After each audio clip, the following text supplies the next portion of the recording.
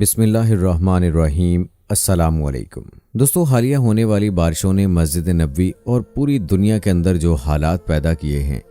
آج کی ویڈیو میں آپ کو بتائیں گے۔ اس کے علاوہ بارش کے پانی سے علاج اور شدید بارشوں سے بچنے کے لیے نبوی نسخہ کیا ہے، یہ بھی آپ کو بتایا جائے گا، لہٰذا آپ نے ویڈیو کو آخر تک ضرور دیکھنا ہے۔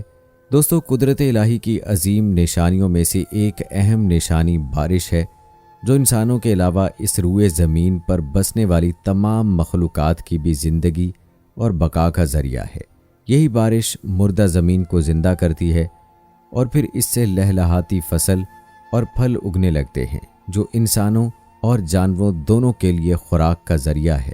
دوستو، ذرا سوچئے کہ وہ منظر کتنا حسین ہوگا جب ایک انسان برکتوں اور رحمتوں والے گھر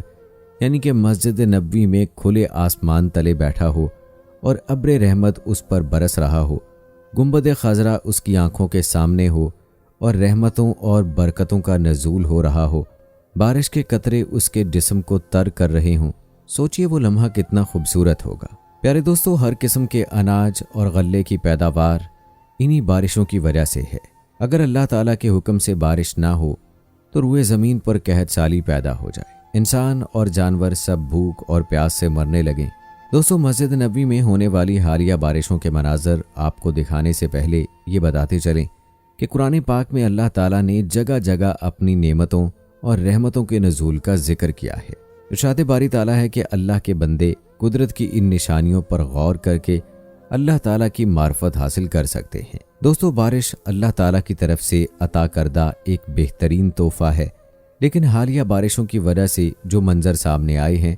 وہ کسی زحمت سے کم نہیں، اور اس سال رحمتوں کے شہر مدینہ منورہ میں بھی بادل جم کر برسے ہیں۔ مسجد نبوی اور مدینہ منورہ میں ان بارشوں نے جل تھل ایک کر دیا۔ بارش اس قدر زیادہ ہوئی کہ کئی فٹ پانی کھڑا ہو گیا، اور یہی بارش جو رحمت بننی چاہیے تھی وہ اب زحمت بن کر سامنے آ گئی۔ دوستو، مدینہ کے آس پاس اس قدر پانی زیادہ تھا کہ یہ کراچی کا منظر پیش کرنے لگا۔ البتہ کراچی کی نسبت سعودی عرب کی حکومت، مدینہ منورہ کی انتظامیہ اور مسجد نبوی کی انتظامیہ اس حوالے سے کافی محتاط رہتی ہے، کیونکہ شہر مدینہ اور بالخصوص مسجد نبوی میں مسلمانوں کی ایک کثیر جماعت ہر وقت موجود رہتی ہے، تو ایسے میں بارش کے پانی کا کھڑا ہونا نمازیوں اور عازمین کے لیے بہت سی مشکلات کی وجہ بن سکتا ہے۔ لیکن اس بار بارشوں نے زیادہ تر اس لیے بھی مشکلات پیدا کیں کیونکہ ہر جگہ پانی ہی پانی تھا۔ نمازی بھی وقت پر نماز پڑھنے کے لیے نہیں آ سکے، یہاں تک کہ جو عازمین تھے انہیں بھی بارش سے بچنے کے لیے کوئی جگہ نہیں ملتی تھی۔ پیارے دوستو، سعودی عرب کے شہر مدینہ منورہ میں مسجد نبوی کے اندر کسی شخص نے سوشل میڈیا پر ایک ویڈیو اپلوڈ کی ہے،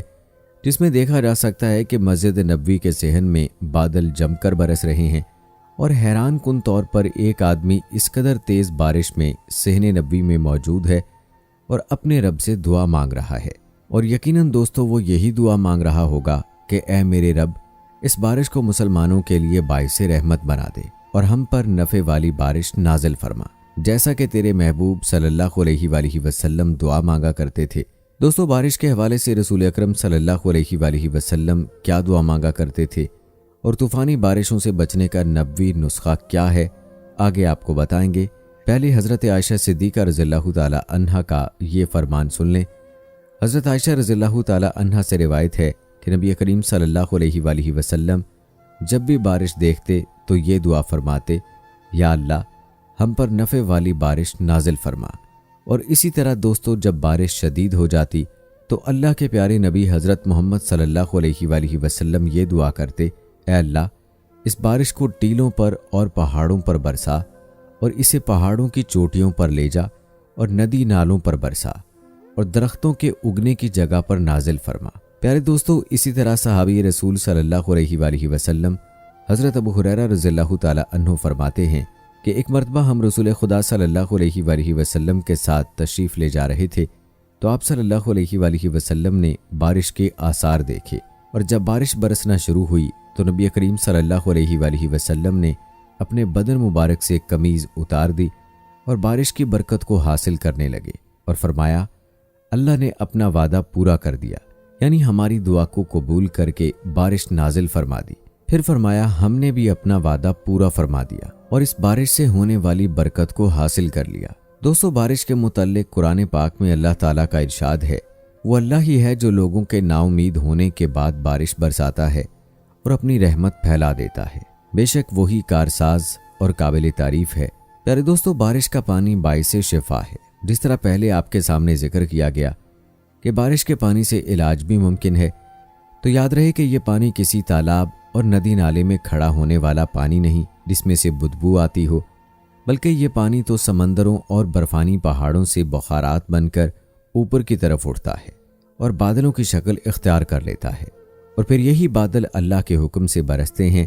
اور ان کا پانی صاف اور قابل شفا ہوتا ہے۔ پیارے دوستو ابن جوزی رحمت اللہ علیہ فرماتے ہیں کہ وہ پانی جو بارش کا ہو پاک اور صاف ہے، کیونکہ اس پانی سے تالاب کے پانی کی طرح کیڑے مکوڑے اور مکھیاں نہیں نکلتی اور نہ ہی جانور اس پانی کو پیتے ہیں۔ ایک مرتبہ جب صحابی رسول صلی اللہ علیہ وآلہ وسلم بیمار ہوئے تو ان کے ساتھیوں نے فرمایا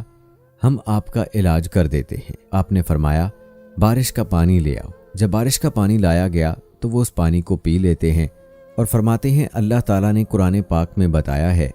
کہ ہم نے آسمان سے پاک پانی نازل فرمایا، لہذا بارش کا پانی پاک اور شفایاب ہے۔ پھر اس طرح آپ نے فرمایا شہد لاؤ۔ جب شہد لایا گیا تو فرمایا زیتون کا تیل لاؤ۔ جب یہ دونوں چیزیں آ گئیں تو آپ نے فرمایا زیتون اور شہد یہ دونوں بھی اللہ کے حکم سے شفایاب ہیں۔ دوستو کہا جاتا ہے کہ قدیم زمانے میں لوگ اپنے گھروں کو صاف ستھرا رکھتے اور گھر کی چھت پر ایک جانب بڑا سا پائپ لگا دیتے تھے اور پھر اسی پائپ کے دوسری جانب ایک حوض بنا دیتے تاکہ جب بھی بارش ہو وہ سارا پانی اس حوض میں جمع ہو جائے، اور پھر گھر کے لوگ بارش کے اس پانی سے وضو کرتے، اپنے برتن پاک کرتے، یہاں تک کہ پینے کے لیے بھی یہی پانی استعمال کیا کرتے تھے۔ دوستو بارش کے پانی کے حوالے سے رسول اللہ صلی اللہ علیہ وآلہ وسلم کا وظیفہ بھی آپ کو بتاتے ہیں، جو ہمیں ذخیرہ حدیث میں سے تو کہیں نہیں ملا، لیکن ہو سکتا ہے کہ یہ کسی بزرگ کا مجرب عمل ہو، لہذا بطور علاج مذکورہ عمل کو اختیار کرنے میں کوئی حرج نہیں، مگر یاد رہے کہ اسے رسول اکرم صلی اللہ علیہ وآلہ وسلم کی طرف منسوب کرنا شرعاً درست نہیں ہوگا۔ تو چلیے وظیفہ ملاحظہ فرمائیں کہ جو شخص بارش کا پانی لے کر اس پر 70 مرتبہ سورت فاتحہ، 70 مرتبہ سورت اخلاص اور 70 مرتبہ معوذتین پڑھ کر دم کرے تو آپ صلی اللہ علیہ وآلہ وسلم نے قسم کھا کر ارشاد فرمایا کہ جبرائیل علیہ السلام میرے پاس تشریف لائے اور مجھے خبر دی کہ جو شخص یہ پانی 7 روز تک پیے گا اللہ تعالیٰ اس کے جسم سے ہر بیماری کو دور فرما دے گا اور اسے صحت و عافیت عطا فرمائے گا اور اس کے گوشت پوست اور ہڈیوں سے تمام بیماریوں کو نکال دے گا انشاءاللہ۔ تو دوستو یہ تھی ہماری آج کی ویڈیو پسند آنے کی صورت میں اسے لائک کریں، شیئر کریں اپنے دوستوں کے ساتھ اور نیچے کمنٹس میں اپنی رائے کا اظہار لازمی کیجیے۔ جانے سے پہلے یہ کنفرم ضرور کر لیں کہ آپ نے ہمارا چینل سبسکرائب کیا ہے یا نہیں۔